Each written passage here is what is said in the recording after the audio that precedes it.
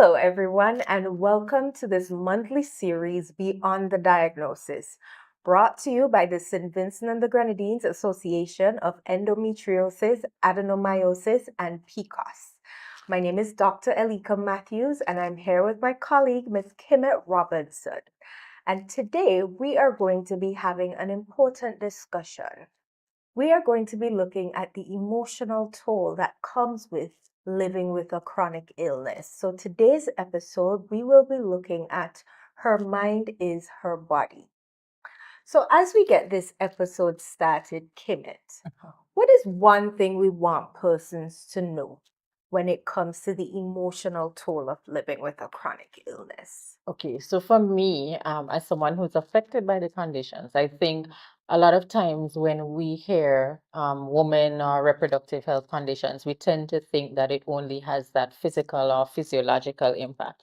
So we think it's, all about the ovaries and the symptoms that come with that. But there's a major factor or element that we don't play, and that's the emotional side. And so the emotional toll that these conditions have on a woman or a girl, it's just as significant as the physical has. And I think if persons are able to understand that, it makes it a bit easier to grasp the extent of the impact of these kind of conditions. So that is something that I want persons to know a bit more, that the emotional is just as significant or impactful as the physical when it comes to reproductive health or women's health conditions. And I can't help but agree with you because I think people focus so much on what the physical ailments are. They're experiencing so much pain. They kind of put to the back of their mind the emotional toll that can come with it. So something I hope we teach persons before this episode is over is that there is an emotional toll as well. Yes, for We sure. have to pay attention to the fact that your mind is Is a your part of your body. Well said. Right. Mhm. So before we look further into the emotional toll, I'm going to ask you if you can share, like, what were some of your first experiences with being diagnosed with a chronic illness? Me on the spot here. Yes. Okay, so for me, I think, well, let me go back to when I was diagnosed. I was diagnosed in 2017 with PMOS, what we formerly know as PCOS. Mhm. And so for me, my diagnosis with PMOS came in 2017, as I said, and years later I got the endo diagnosis. And I think initially it was a very turbulent time because there was a lot of frustration, there was a lot of denial, grief. And so I think just not knowing what would come with these conditions, like you don't know what to expect, you don't know how it's going to affect you. And I think because of that, it really took a toll on me emotionally. And so those early stages or those early years were very, very difficult for me. But I think as I learned more, I got to understand what was happening with my body. That kind of helped me in terms of navigating the process, but also learning how to regulate and to manage my emotion. Yeah. Okay. And you touched on a lot of points, which is what professionals see when they speak to persons who have been dealing with chronic health, women who have been dealing with chronic health issues, the depressive symptoms that can come with it, because this is now a shift, a change that you have to adjust to.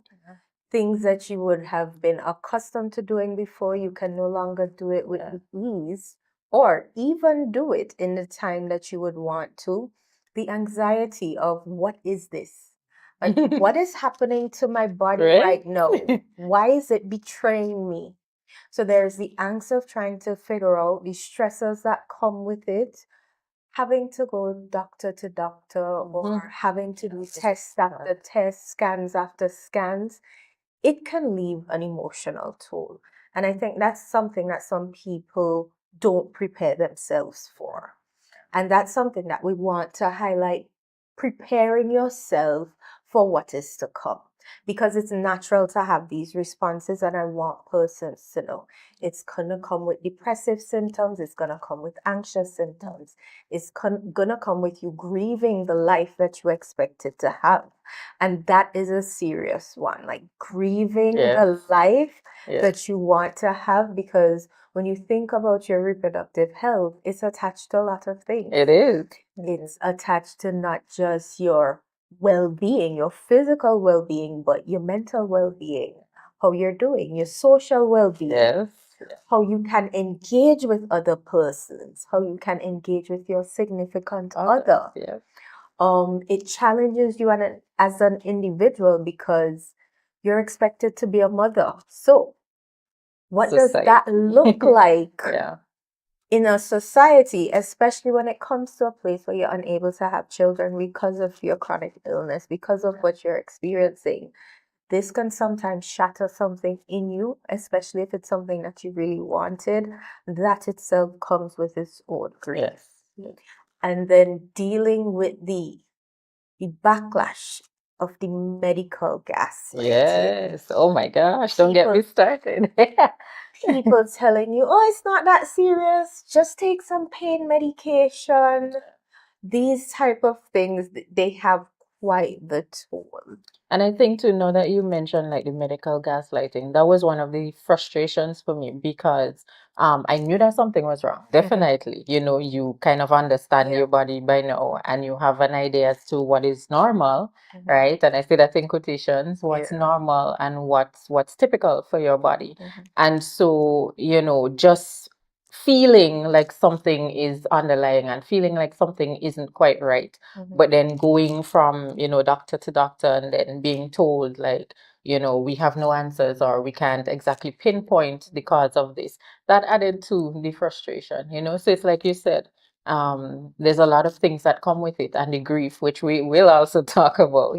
That's another aspect. And I think too, like the sense of worth as a woman, because a lot of things are attached, as you said, to femininity and who we are as women. And I think that additionally adds to, you know, the emotional toll. Because people struggle with their esteem, you know. Depending on what you're experiencing, you now have to think about, I'm growing excess hair, I'm putting on excess weight. And it's so hard to control. It's so hard to get to a place where I can lose the weight naturally. Or now you have to do treatment after treatment because you don't want to keep plucking hairs on a daily basis. Every morning you get up, there's a new one just there to greet you. So women's health issues are invisible issues, but they have real consequences because we see it in women daily as they try to navigate, they try to figure out what this is, what is my treatment gonna be, what are my next steps, you know, like what do I need to get through this? And I think too, another thing is that we don't realize, like, even outside of the woman's health, how much load women are carrying. Yeah, because, you know, outside of, like, we take on so much different roles, we assume so many different roles that, and those roles come with their own responsibilities, that we have all of these different things that we're balancing that are adding stress to us, you know, and then you have to add on this element of the condition. So that too is like, it's a lot. A professional woman, and then you have all the additions. Your life, your professional life, your social life. It's usually chaotic. Yeah.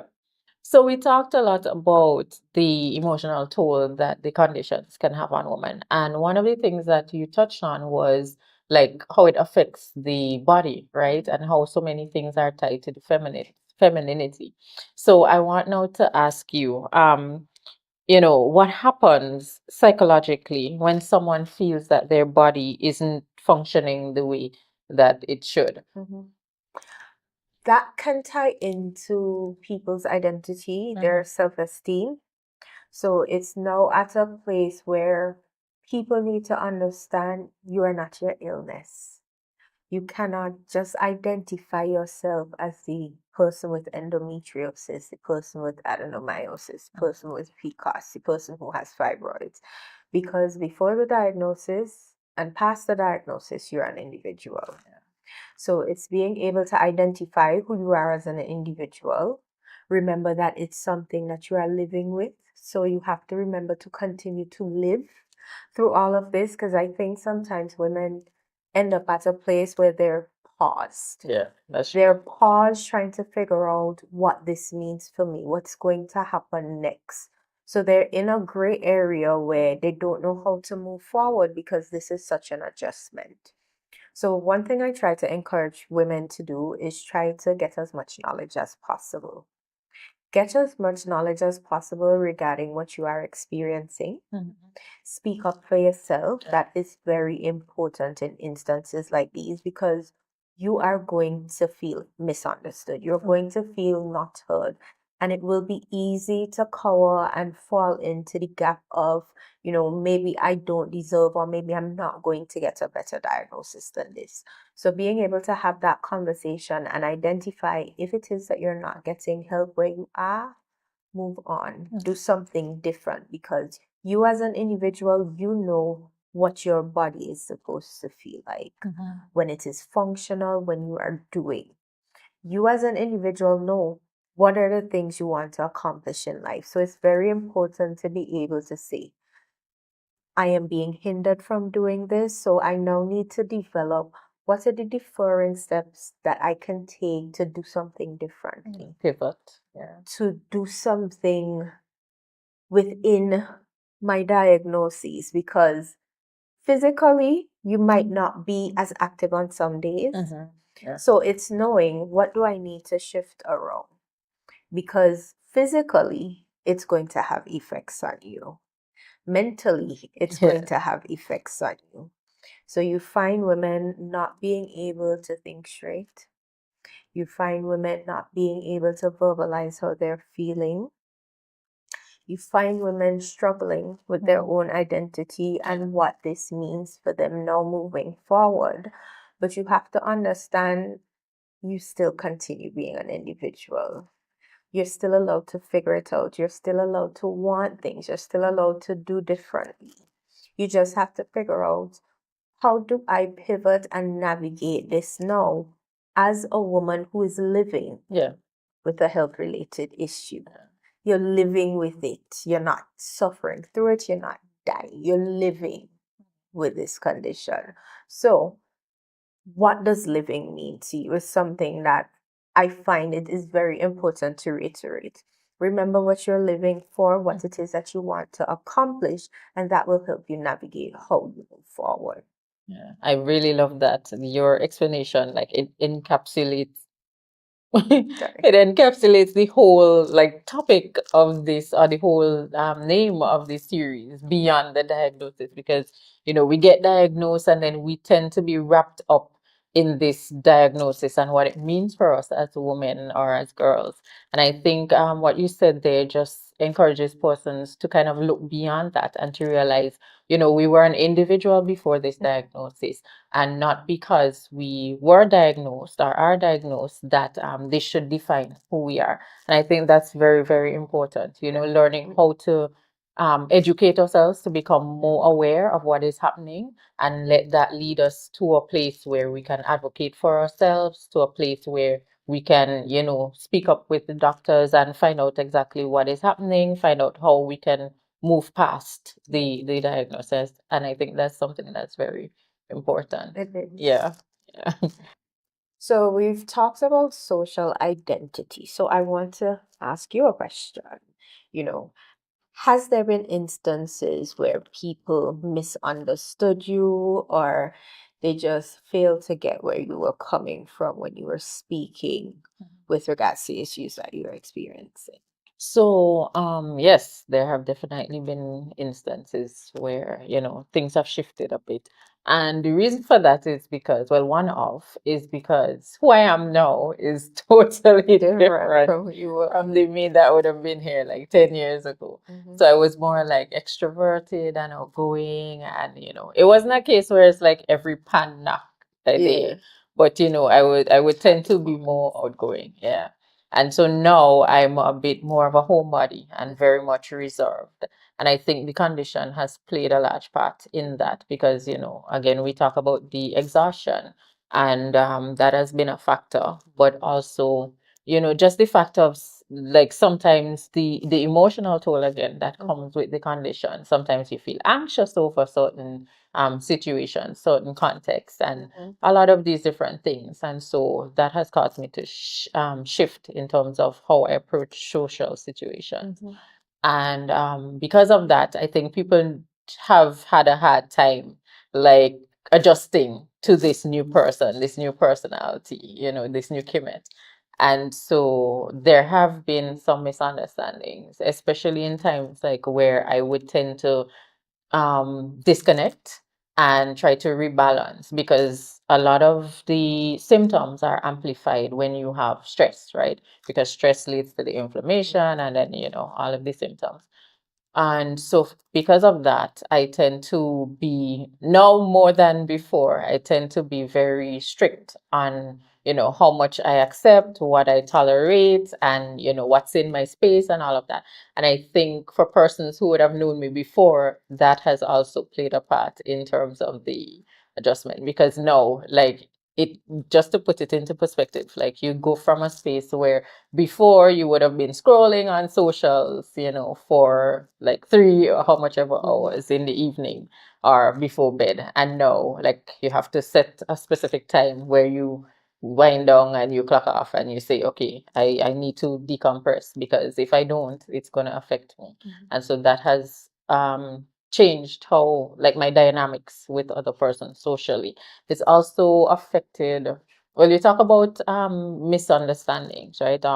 People misinterpreting it, but I think it has also affected like how I approach engagement with other persons. Yeah, and so when I say that, I mean for instance, I would like give people a disclaimer. So when I'm meeting somebody new, I tend to say, okay, so I'm an advocate, I have this, and so this comes with this. So I'm doing the educational aspect of things, but I'm also saying in the event of, just so you know, right? So it's shifted how I approach people and social settings and how I approach romantic relationships and all of these different things. So it has had that effect in the social domain. Yeah. Yeah. And that's something that you hear from clients quite often. Like, Yeah. this affects my social life. So, when it comes to the persons around you, whether it be your family members or your significant others, things that I tend to tell people, um, take the time to do the education, like having that education, getting the knowledge about what they're experiencing, that can be so helpful. Just knowing what it is that they're experiencing. Because sometimes we say, oh, I am going through this, and people kind of don't understand the seriousness of what it is. So, one, getting the education. Two, knowing what type of support is necessary. Sometimes people come to you and it's not I need you to fix this, but this is what I'm going through. I just need a listening ear. So in instances where you can, it's not about fixing what they're experiencing, but providing a listening ear for what they're experiencing. Also, what type of support can you be? Whether it's going to the doctor, whether it is sitting with them, whether it's getting them an ice pack, whether it is having a conversation that has nothing to do with what they're currently experiencing, that is really important as well. Just providing them a space where they can feel quote unquote normal, because people will tell you they have moments where they feel like they're so engrossed in the diagnosis that they feel like that's how other people see them as well. And people are gonna have days when they just endeavor to be that normal person who can sit and chat with her friends, where I can have this experience with my significant other, my family members, and it doesn't turn into my diagnosis has hindered me from being understanding, because there will be days when persons who have their various women's health issues, they just cannot. So knowing the days that they cannot and providing them with some leniency. I understand that today's a difficult day, you're not going to be able to, And just have that understanding that some days it's going to be good and some days it may not. So having the capacity to say, I understand. And, I hope you have a good day. I hope you are able to heal from what you're currently experiencing or at least feel a little bit. So I think those are some of the general things when it comes to like your socialization, your relationships, like make sure you're educated, make sure you know what type of support the individual needs. Yeah. And there are gonna be days when you just need to know, oh, I need to step back. Yeah. And it's good that you mentioned that. Those are very, very important. You see, like if you are someone who knows a woman or a girl who's affected and you even just reading up about it and learning what comes with these conditions, I think that is top tier because being able to understand and to know this is the kind of journey that someone is going through. And the second thing that you mentioned in terms of consideration, that's a big one. Someone is having a bad day. How do I help? How do I support you? Is it that you need me fixing it? Is it that you need me to just listen? Is it that you need us to just, go down by the beach and just sit? Yeah, because that helps too, right? So I think that's another important aspect of the social support element. So one of the things that you mentioned earlier, and I kind of want to go back to it, is the element of grief, right? And how there's a lot of loss that is tied to these conditions. So I kind of want to ask, not only for the grief element of it, but as part of it, not only the grief part of it, right, but other elements to it. Do you see like there's a difference between coping with grief and healing? Like, could you tell us a bit more about that? Are they different? Are they the same? So definitely different. Coping is figuring out the no. So what are some of the things that you need to do now to get you over this hurdle, to get you through this diagnosis, to get you on the other end of whatever emotional experience that you're having at present, whereas healing is more long term. So what are the things that you need to maintain so that moving forward, you're in a better space, you're doing well? So when you think coping, think getting past what you're experiencing now, whereas healing is the pattern that you develop so that down the line, should you experience some of the negative effects of living with your mental health related issue, this is how I'm going to navigate it moving forward. Okay. Or these are the things that I've dealt with in my initial coping so that I'm healed and it doesn't affect me moving forward. Okay, so it's good that you provided those explanations because the next question is about what can we do now through the coping mechanisms, more so healthy coping mechanisms. And then we'll talk a bit about like resilience because resilience would be more like long term. What are the patterns that we could develop that help us, if similar challenging situations arise with our conditions, that we would be able to navigate these, as you said, on a longer term. So when it comes to coping, some of the techniques that have worked for women, one thing I tell women to start with is journaling. And I know we sometimes think, I don't want to journal. I don't want to write things down. This is too much. But I find that it helps to give you a broader picture. Oftentimes we look at things in segments when journaling can provide us with a bigger picture. So even if it's writing down symptoms, feelings that I've had, things that I've experienced within particular moments, it's not just a healing release, but it's also something that can help you to, if you were to go to the doctor and you needed to give an update, you can give a more detailed outline of this is what I was experiencing, not just physically, but emotionally. Because as we know, certain hormones will send your emotions up and down. So being that you're able to identify I was really emotional around this time, this may trigger, okay, maybe I need to send you for this blood test. So just journaling to get the broader picture, to put your feelings down on paper, especially when you don't know what to do with your feelings, that can be something that is good. Gentle movement. Sometimes we may not be able to do the rigorous exercise that we're accustomed to. So trying as much as possible to see how you can get out. Some gentle movement, some fresh air. Fresh air is very important. So go outside, touch the grass, smell the fresh air. Yeah. That's really Hug a tree. important.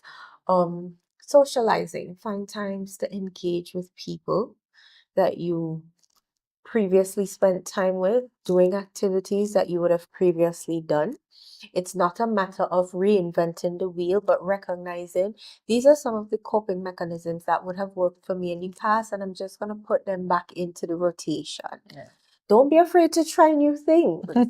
Don't be afraid to start new hobbies. These are the things that are important. Finding the things that calm you, that help to relax you.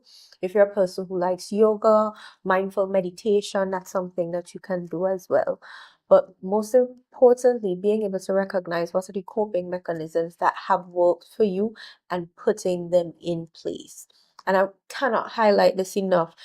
One coping mechanism is not going to be enough. You need to have an arsenal of different Sure. ones that you can do at different times. Because sometimes it might be fresh air, sometimes it might just be sitting at home engaging in a small hobby. It might be journaling this time. So figuring out what is the hobby or the coping mechanism that I need to employ in this moment. Yeah. Well said. Very well said. And I'm glad that you mentioned a few that I do. So they like trying to go outside in fresh air. I try to do the like grounding, so touching the earth. I try to do walking. I do journaling as well. So these are very, very important. I think like traditionally, especially in our culture, we don't really think that people should be journaling, but that's something that really helps with the expression, especially as persons tend to bottle things up. So journaling, if you don't have a trusted person that you could talk to, that journaling helps you to release, because again, the body keeps the score. And if we Yeah. keep, taking in things and dealing with things and we don't have an outlet to release them, then it's going to affect our nervous system. So I think, as you mentioned, journaling, again, top tier. And just to add this very important point to Uh-huh. persons who are looking on, if you find yourself unable to cope, unable to handle it, please reach out to a professional for help. Sometimes it is beyond our capacity to do it on our own, and Yeah. there is absolutely, absolutely nothing wrong with that. So in instances where you need to reach out to a professional counselor, therapist for help, if you don't know how, another thing is get in contact with groups like Yes, us, like us. because we would have contact information for professionals that you can reach out to. So putting yourself with like people who, one, not only understand what you're experiencing, Yeah. but two, they may have the resources that you need to get the help that you need. And that's right. very Yeah. important as well. Creating a network within. Because for as much as you might think I have family and friends, sometimes it's good to have persons who are actually going through it because they have a better understanding of That's true. what it is. So you talked about like healthy coping mechanisms. And so one of the other things I want to know is like, what does resilience look like, or what does resilience mean for persons who are looking on, who hear the term a lot but may not know exactly what it includes, right? So resilience can look like not pretending everything is fine because there is something serious going on. So being able to adapt Yeah. to what you are currently experiencing, you are not expected to be fine the next day. So finding ways that you can adapt to what you are currently experiencing, if it is that you have to shift your schedule, if it is that you have to shift your goalposts, understanding that that's okay in this season for you. Resilience is also seeing how you can be of help to others. So in instances where you can, what is the thing that you can do differently to help the next person along as you help yourself? Being resilient is knowing when you just need to pause, because there's an expectation women have that we need to keep going. But in instances where you have to, knowing that you have to pause and you can get started whenever it is that you would like to keep moving from there. So being resilient is knowing what is needed in the moment. Like, what do I need right now? Do I need to stop? Do I need to go? Am I fine? If I'm not, knowing that it's okay not being fine. But most importantly, adapting to your diagnosis, understanding it is a condition that you will now be living with, and figure out, what does this mean for me moving forward? What is my life going to be like? And make sure that it is a proactive, productive life. Well said. So now that we've talked about resilience, I'm going to put this question to you. How has this journey empowered you? Okay, so I'm gonna tie the two in one. You mentioned with resilience, is all about like learning and being able to acknowledge and to adapt. So I think that's something that I've had to do along my journey. I've had to educate myself and become more aware of what these conditions are, how they impact me, how I show up in different situations. I've had to learn the different coping mechanisms to help me be able to manage my symptoms. That's something I've also had to do. And I've had to learn to adapt, right? So these are the different ways how it's impacted me in terms of resilience, or how I've built my resilience over time with this journey. So I think for me, with this journey, I have become empowered through, like, as I said, educating myself, and through that knowledge, it really was power, because I knew like what questions to ask when I go to the doctor. I was able to stand up for myself in cases where I felt like they weren't listening to me. Yeah. And as someone who was kind of like soft spoken before, Yeah. that was something that was a bit hard to do in the beginning. So it's helped me to be able to speak up for myself.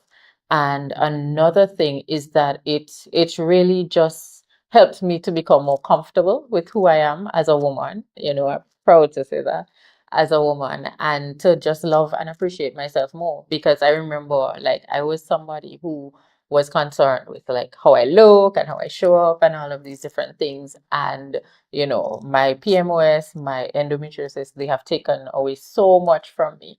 And I think at some point I just reached to a stage where I'm like, the world is gonna get what I give it. The world is gonna get how I show up. And I just had to reach that place where I was comfortable with who I am, because my body has been through a lot, and I can't hold myself to the same kind of standards as other persons, especially persons who are a bit healthier, in that sense. And so I just learned how to give myself grace, and all of that throughout the journey has taught me, tremendously, and has helped me to become empowered. That's great. That is so great. So I want to thank each and every one of you for joining us in this episode within the series Beyond Your Diagnosis. As we close out, do you have any final words? Okay, so for me, I would just want to advise persons, women, girls, who may have the diagnosis, that you are more than your diagnosis. We tend to tell people when we do sessions, we tell them that this is just one chapter, or one part of the story. It's not your whole being, right? So don't let it take over. You can still live beyond this diagnosis. And I'd want to tell them, advocate for yourself. Well, first of all, become educated, or be more aware of what is happening, learn about your body, learn about the conditions. And then secondly, advocate for yourself. There will be instances where you would definitely need to speak up and say, no, I'm not okay with this. No, I don't feel okay, and so you just advocate for yourself and you speak up. And then thirdly, tribe. Your tribe is important, right? So find your community.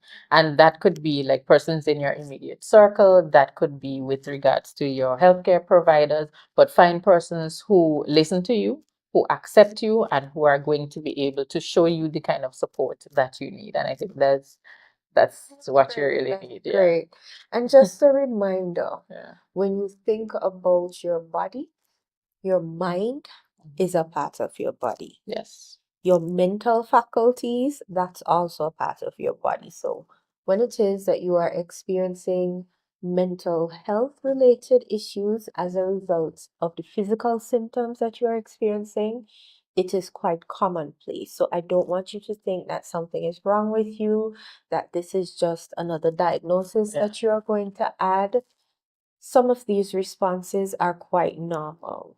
So from there, I want you to think, how do I navigate this moving forward? How do I get the help that I need, not just physically, but mentally? And please, if you need help, just reach out. There are listening ears, there are people willing to help, there are referrals that can be made. So when you need it, ask for the help that you need. Yes. Again, Thank you for joining us.